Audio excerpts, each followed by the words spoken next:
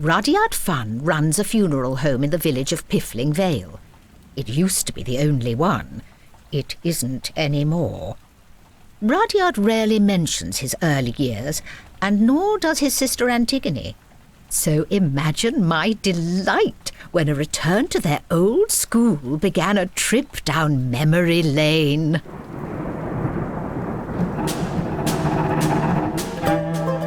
Wooden Overcoats, created by David K. Barnes. Season 4, Episode 2. Old School Fun, by Ben Cottam. From an idea by Rosie Fletcher.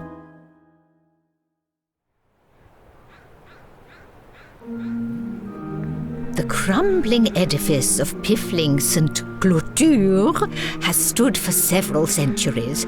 Within its walls, thousands of children have sought an education, and a few of them even got one. The Funn twins studied here once upon a time, and now they were back to promote the funerary profession at the school careers fair. Though it seemed they were just as unpopular now as they'd ever been. We've been stood by this stall for half an hour. I haven't spoken to a living soul. I brought along all my jars too. Here's a big tome. You'd think someone would be interested. We've got Sid Marlowe promoting journalism, Reverend on the clergy, Madeleine teaching circus tricks, and not a single child wants to learn about funerals. Yes, they do. Just not from us. Oh, morning, kids. Sorry I'm late. You ready to put the fun in funerals? For God's sake. Can I get the autograph, Mr. Chapman? Autographs at the end, guys. Right, give me a moment to set up, and I'll show you a jar containing a big toe. It's not fair. My toe's bigger than his. But in the meantime... You know it! I thought he was taking a month off work. We agreed no funerals. I suppose a public appearance doesn't count. Oh, but why'd they invite him? It's not like he studied here. No, but he did the funeral for the head teacher's cat. Morning, Georgie. How's the mayor store? He's making paper aeroplanes. The kids are well on board. You know, it's dead posh, this school. My old comp was proper rough compared to this. How proper rough are we talking? We got burnt down in the end. Burnt down? By the children? No, by the teachers.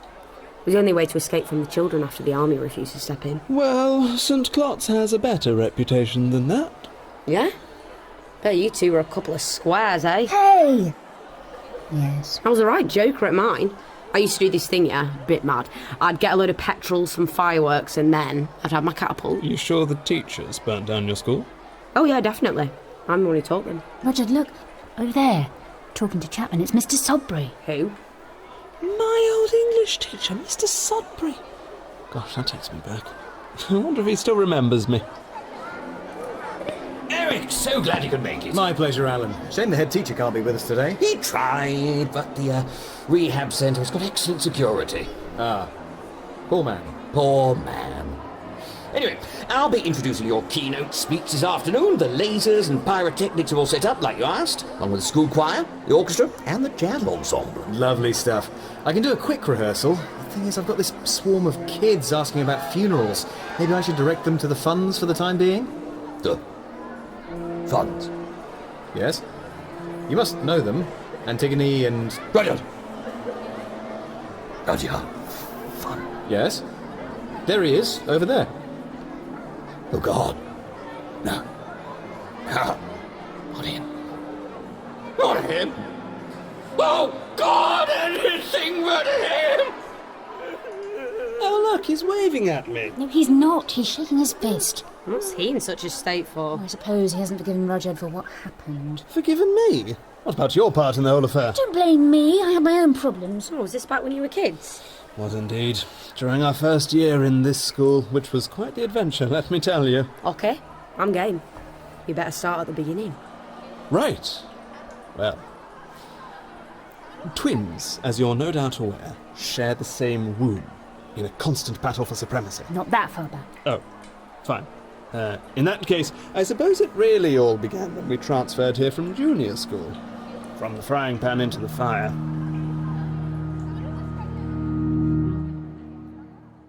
It was our first morning at St. Clots, and our father had dropped us off outside the gates. It was nice of Father to walk us to school, wasn't it? Yes, it was. I wish he hadn't stolen my lunch money, though. When he saw the school, I thought he looked scared. Rubbish. You heard him at breakfast. This school never did him any harm. That's what he said. He was gritting his teeth awfully hard and crying. He put too much salt on his bacon, that's all. Don't be a misery. This is an exciting day. Fresh new start. Out of the way! What? Ah! Oh, my God. You all right? Yes, sir, I think so. My foot got in the way of your tandem. I'm so sorry. The sun was in my eyes, you see. Alan, you should let me steer. You get too carried away. That's easily done with you, my love. Oh, Alan. Shh. Not in front of the pupils. Sorry. So, are you a new starter? Yes, sir. Rudyard Funn. Oh, Rudyard. Your family run the funeral home. I'm sure you'll bring a fresh perspective to my English class. Thank you, sir. And this here is my sister. What sister? Hello. Ah! Blimey. We didn't see you there. Mother says I'm see-through. Well, I'm sure we can get to the bottom of that in my science class. I'm Miss Khatri. Antigone, isn't it? That's right. It's a pleasure to meet you, Antigone. Is it really? Of course. Oh, thank you. I'll remember this forever. Now look here, could we wrap this up, please? We don't want to be late on our first day. Well, yes, Mr. Sodbury and I better get on. Or else the head will wonder what we've been up to, Raksha? Stop it. See you both later. Toodle pip! Bye! They seem nice. Do you think they're a couple? No, this isn't that kind of establishment. Now, remember what Mother said about keeping a positive outlook. Yes, if my self-esteem drops too low, my allergies kick in. Quite. We don't want you sneezing all over the other children for months on end. Again. No, I'm not going to embarrass us. This place could be better than our last school. Maybe these people won't think we're weird and then throw us in ponds. Yes, like I said before, this is a fresh new start. Oi! You two! What are you doing? Nothing, sir. We're imagining how happy we're going to be here. Daydreaming? Not on my watch. I'm Mr. Askey. I'm in charge of games. We like playing Happy Families, don't we, Rudyard? Yes, it's aspirational. That's enough of that. I mean PE, physical education, rugby, hockey, football, violence. I think there's been some mistakes, sir. Excused from physical activity, our mother faxed you a doctor's report. I burnt it. Burnt it? Yep. Set fire to it and had the pupils jump over the flames. I want the pair of you in that school now! Run for it! We can't run with these satchels. Aye, lad. Do you think I put my rucksack down in the Falklands, dear? No! I ran across no man's land carrying 65 kilos, stormed an enemy bunker with a tin opener and captured everyone in it. And then I filled up my sack with some more rocks just to make it challenging. Are you sure you're a teacher? Want to see me qualifications, dear? Yes. That's me qualifications! Now, you two are going to sprint through the front doors of that school, and God help you if you don't, so move! What are you doing? Running into school, sir. No! At this school, we don't just run in a straight line, taking the shortest possible distance. We run around the whole school twice, and then we go in. That doesn't make any sense. That's 30 squat thrust for insubordination. Now, both of you, get running, or do we have to set the dogs on you? No, sir. Too late!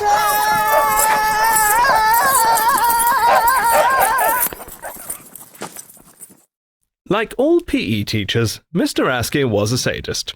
But at least you knew where you stood. The real nightmare began in our English lessons.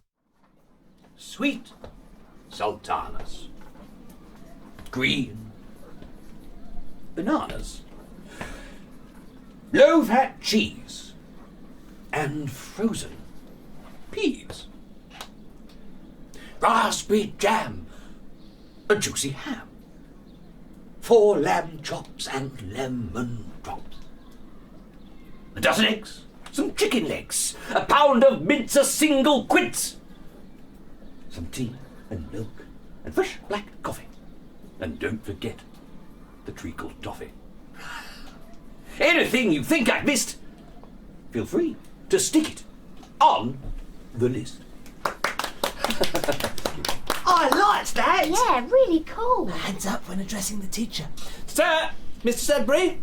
Yes, Rudyard? It's great we know what you want from the shops, but I was wondering if we could start the lesson now. Aha! I have started. Remember what I said at the beginning of class? Yes, Bill? Anything can be a poem. Exactly. Even the most ordinary, everyday material can surprise us. We just have to use our imagination. Sir! Yes, Rudyard? Mother said I should ignore my imagination to avoid disappointment. I'm sorry to hear that. But the point I was making is that when it comes to literature, there are no rules. None at all. It's quite literally an open book. He made a pun. It's not a pun, it's not a pun. What? But we must have rules. Who says? I don't. In fact, I'm banning all rules from this classroom. But sir! Call me Alan. There's no hierarchy here. You know, I'm still learning every day, just like you are. Oh, wow. He's still so old. I must protest. A shopping list is not poetry. Poetry should be a recollection of military victories, or, at a stretch, military defeats. Everyone knows that. What a drip. Yeah, shut up, Rudyard. We like the ones about food. Okay, settle down, class. Rudyard has a perfect right to express his views. There aren't any wrong answers here. Yes, there are, for goodness sake. How else will you mark our homework? Homework? There's no homework from this class. What? Yay! You'll never learn by forcing it. Read what you like. Write what you like.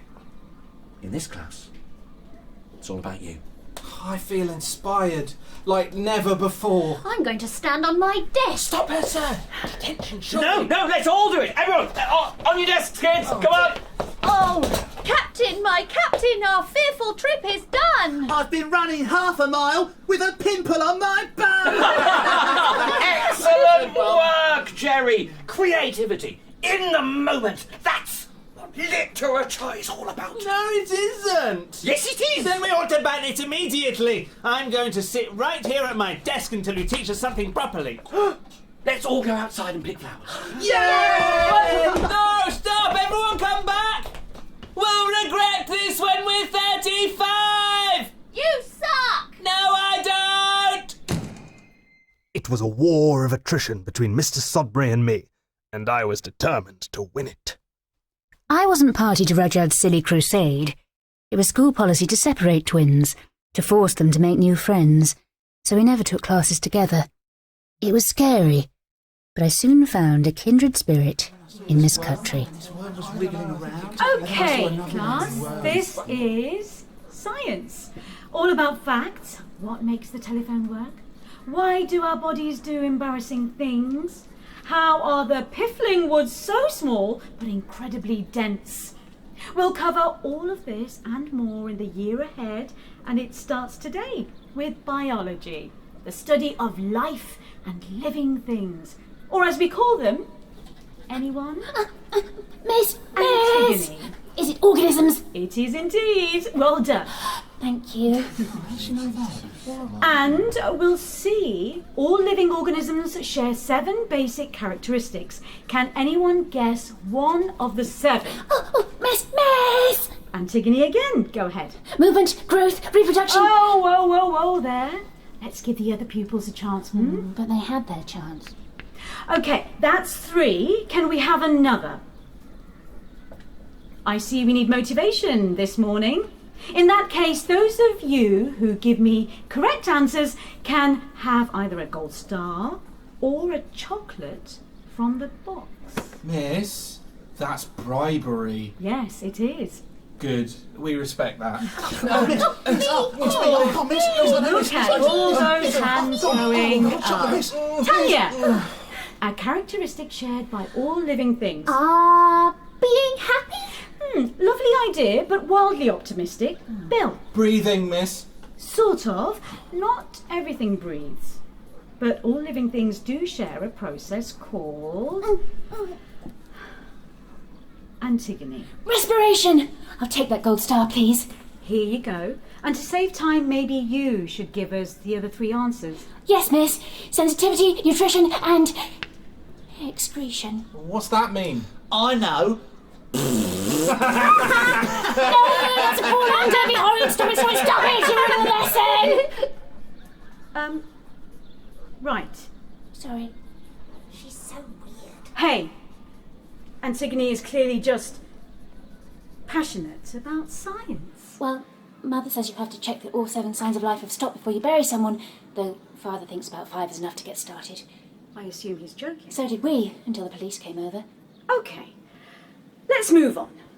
Why don't you all write down what's on the board and I'll see what's up next.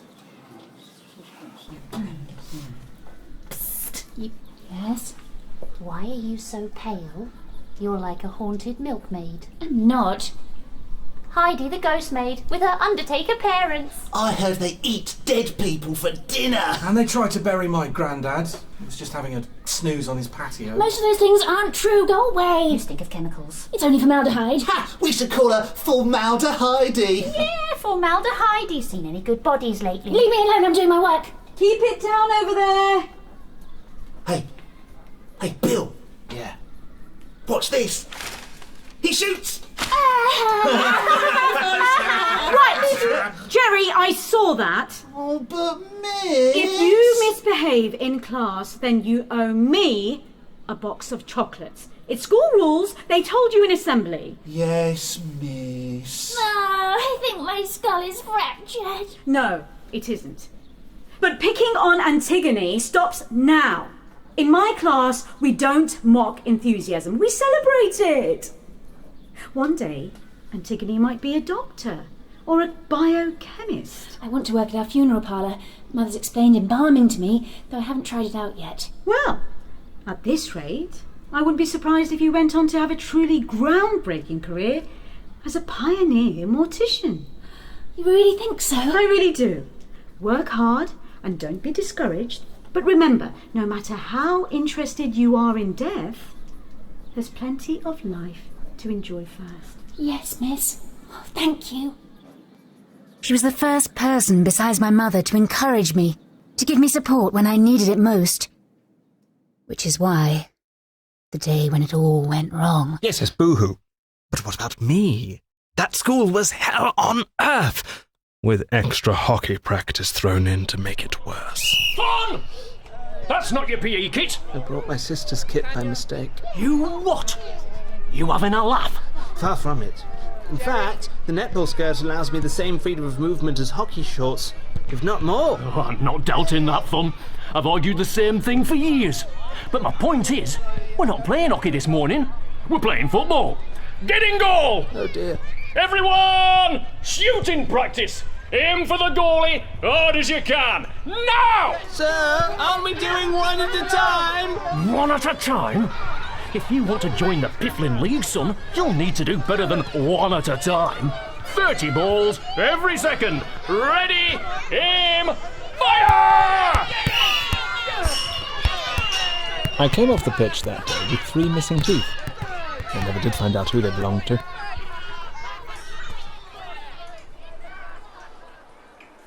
After games, we'd have to take showers. The water was so cold the pipes had frozen. So he made us call out a plumber and pay for it out of our own pocket money. Mr. Askey sounds terrible. He should have been in prison. He was, for a while. They kicked him out for upsetting the inmates. Still, his reign of terror is over now. The doctor recorded the cause of death as pure hatred and pneumonia. I'd been looking forward to that funeral for decades.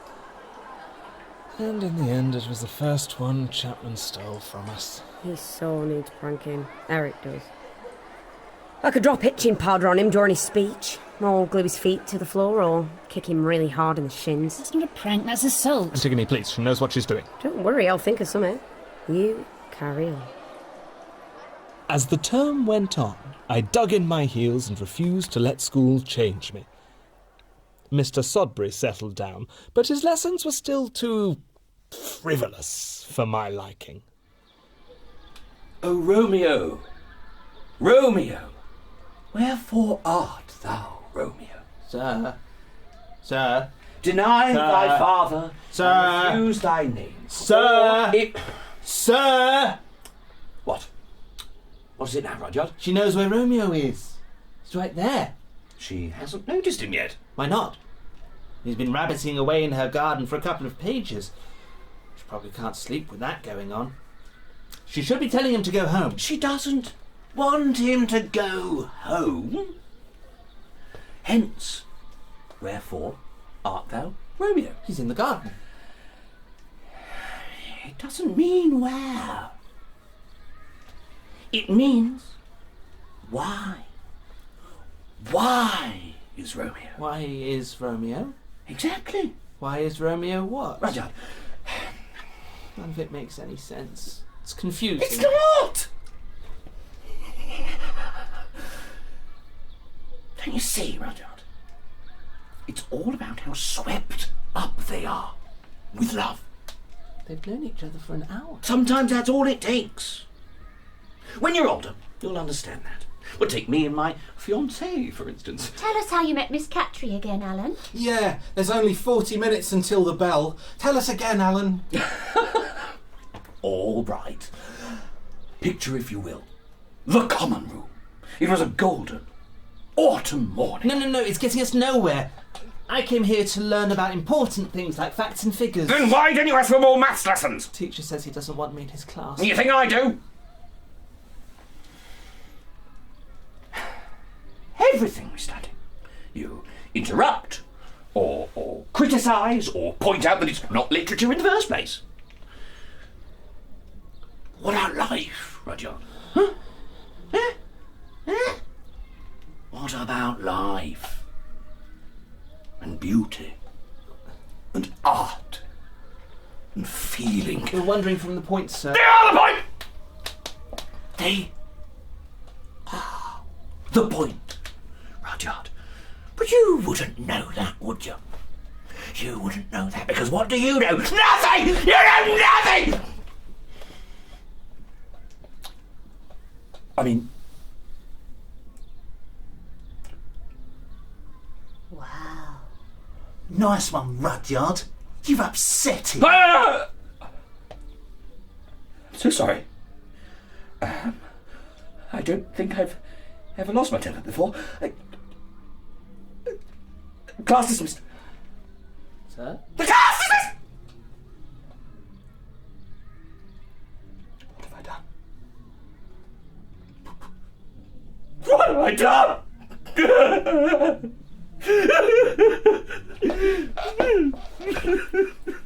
Well, we'll continue this later then. See you tomorrow!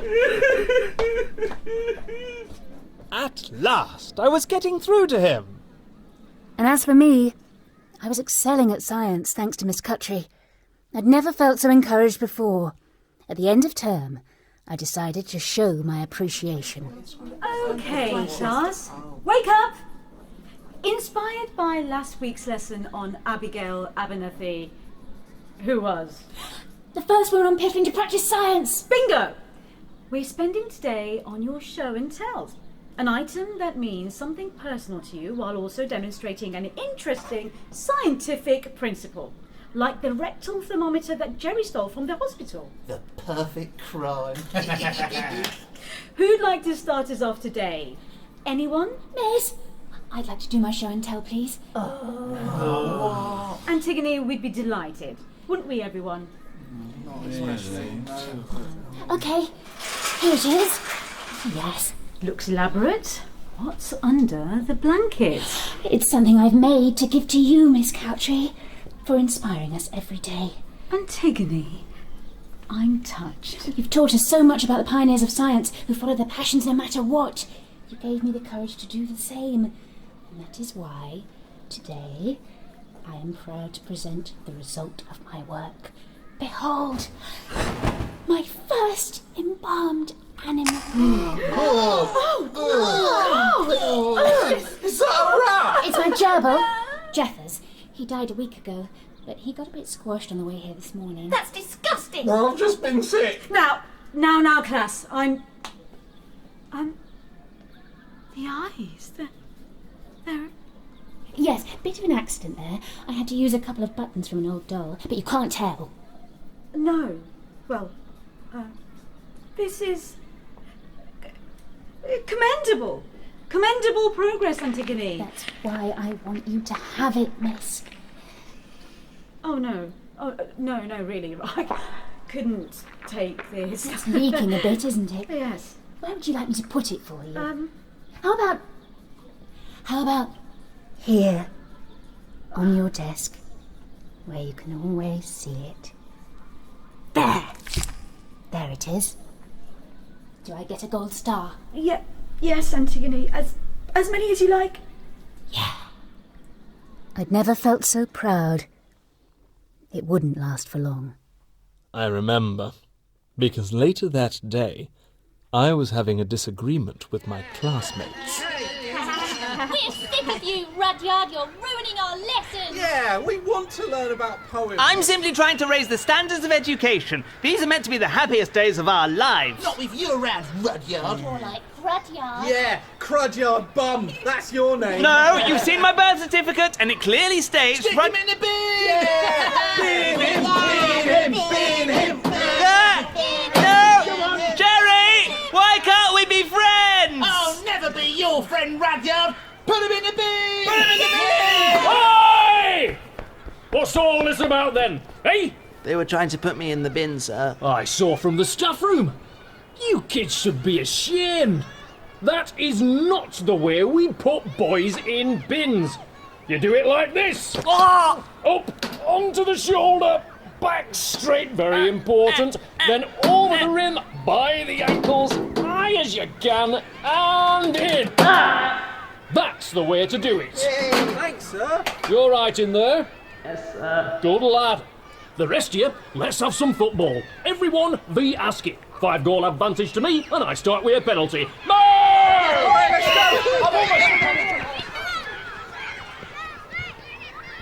go. Someone help? Anybody? Rudyard! Rudyard! I saw what they did to you. We'll get you out of there. You can crawl out now. Thank you, Antigone. Are you okay? It wasn't too bad, really. There wasn't much in there. All except what looks like an embalmed rat. What? Actually, I think it might be a gerbil.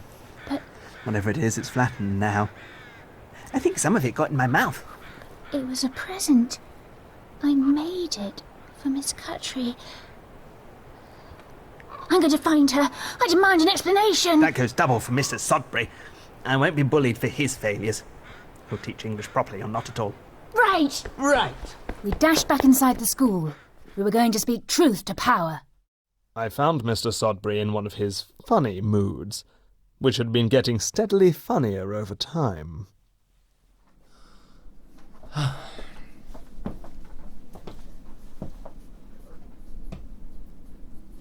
Sir? Go away. Yes.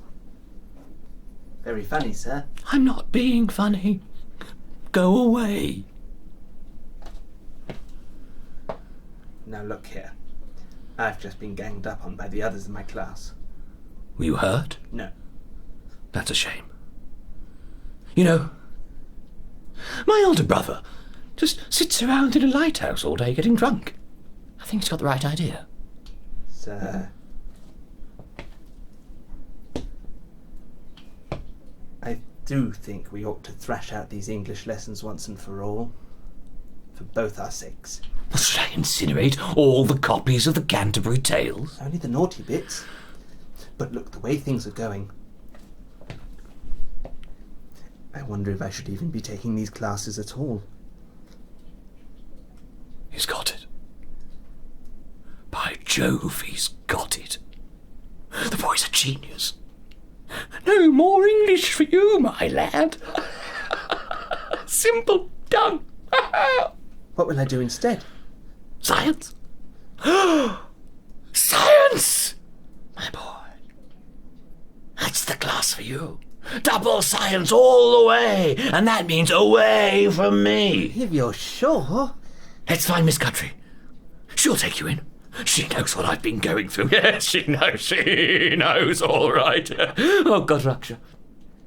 The time I've wasted. Sir? Well, no time like the present. Right, come on. Come along, Rudyard. Freedom calls. Miss Khatri, when I give someone a dead gerbil, I expect it to be cared for. Miss Khatri, are you here? Miss Khatri? Miss Khatri, are you in the supply cupboard? It's not a good time. I must speak to you at once. No. Miss Khatri. Oh no. Mr. Askey. Oh, heck. It's not what it looks like. There's no going on. I'm just helping. She couldn't find a Bunsen burner. And he couldn't find his shorts. You're... Don't say it! fraternising in a cupboard. That's libel. That's slander. And I'll give you £5 not to tell anyone. Sir, let go. Miss Khatri, how about double the fun? Rudyard is dying to study more. Good God. Raksha. Alan. Jumbo. Alan! Antigone! Rudyard! How could you? How could you, Raksha? I'm sorry, Alan. With him? We're engaged to be married. Could we do this some other time? I'm late for a match. Alan, I loved you. I really did. But then you became so bitter and twisted. All you ever did was talk about Rudyard. Oh, how flattering. You're always so angry, Alan. He's only a child. He ruined my life. If you were a real man, you'd stick him in a bin. I'm sorry, Alan. You're just not the dear, sweet, exhilarating man I fell in love with. The wedding's off. No! The end of quick.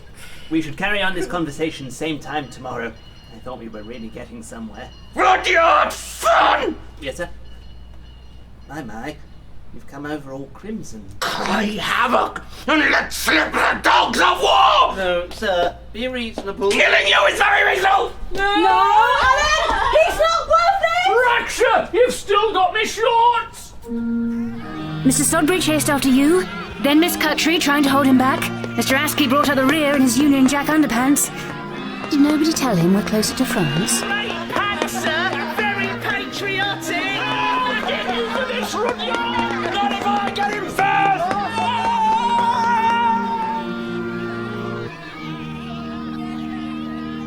And as for me, I looked on through the laboratory window, all alone, as usual. Oh no, my allergies! And that's what school was like for us, on the whole. A series of character-building disappointments. You'd have thought Mr. Sodbury would have gotten over it all by now, though, eh, Georgie? Georgie? Madeleine, where'd she go? I see. She left 10 minutes ago to prank Chapman. Don't you think it's rather sad, Rudyard? Embarrassing Chapman? Practically essential, I'd say. No, I meant us. Like you said, our school days are meant to be the happiest days of our lives. Well, perhaps our best days are yet to come. Only if we work for them, Rudyard. We've got to improve the business. Be more professional before it's too late. Hello? Testing. Thank you, everyone. Now, I can see the dinner ladies are on standby to serve us lunch, and I, for one, am looking forward to my crumble and custard. So I'll keep this short. We have a very special guest with us today. Many of you, I'm sure, will know him from the duet we sang together on my latest album, Oh, Raksha, Volume 6, Miss Khatri and My Heart's Fat Battery. Buy it now on vinyl. Anyway, please give a warm hand to my friend and Piffling's premier undertaker, Mr. Eric Chapman. Thanks, sir. I think they're warm. They're quite right. Thank you, everyone. Thank you. I know you're too kind. Thank you. Oh, calm down. The crumble will go cold. Right, well. Hey, Eric. Yes? How do you like a bucket of custard? I wouldn't. Sucks to be you then, doesn't it?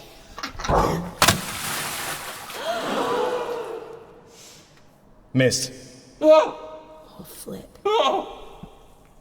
It's all over me! God, what did I do to deserve this?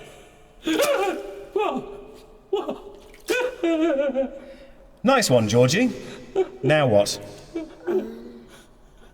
A food fight!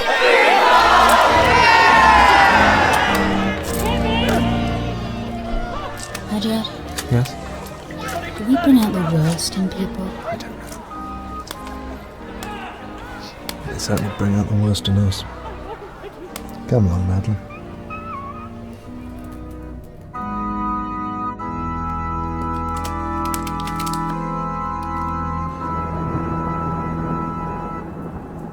The Funns were never again invited back to St. Clotilde's, though neither minded too much. They'd learned a valuable lesson. Often, one's past is better left where it is.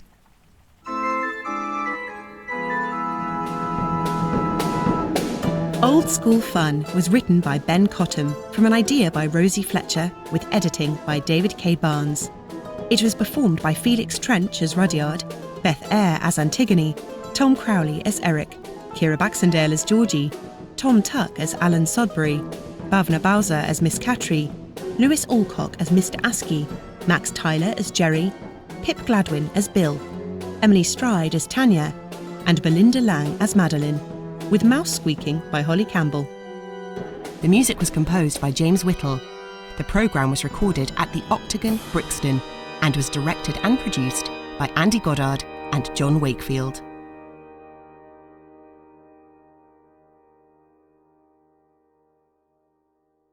The production manager was Elizabeth Campbell, Miss Khatri's Flat Battery by Tom Tuck, with special thanks to the Sutton Music Service. Hello everyone, it's John here from the Wooden Overcoats production team. It's so great to be back, and I really hope you're enjoying the series so far.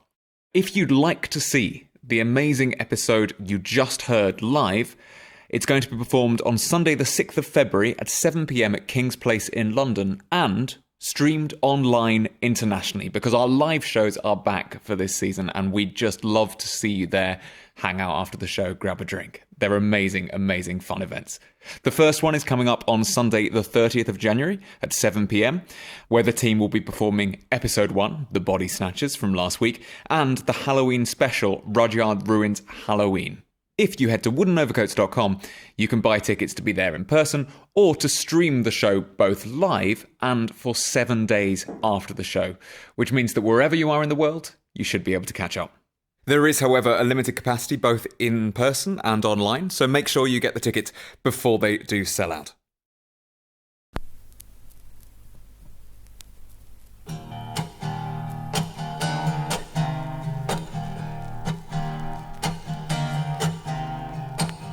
Driving along real happy, tried changing gears, want to keep my eyes on the road, but that's changed through the years. I'm on the cardiac motorway, trying to get to Khatri. I'm on the cardiac motorway, but my heart's got a flat battery. Try to get myself an MOT for my sputtering heart.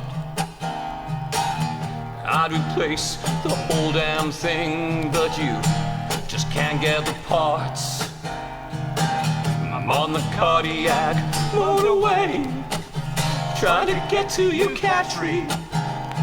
I'm on the cardiac motorway, but my heart's 2, 3, got a flat battery. Oh, Alan, you okay? Yeah.